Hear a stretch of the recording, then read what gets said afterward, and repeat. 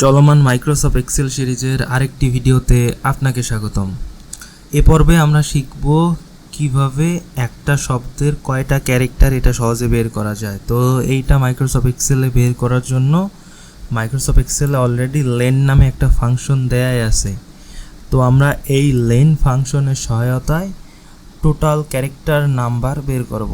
Equal sign লেন first bracket এ column পাঁচ ব্র্যাকেট ক্লোজ ইন্টার, এরপর সরাসরি ড্র্যাগ করে দিব।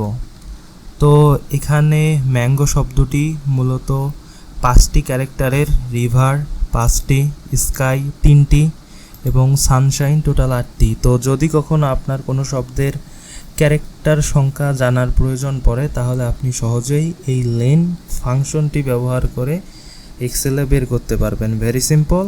তো জাস্ট ইকুয়াল সাইন লেন অ্যান্ড কলাম নেম, এরপর ব্র্যাকেট ক্লোজ করে দিলেই হবে। আশা করি ব্যাপারটা বুঝতে পেরেছেন।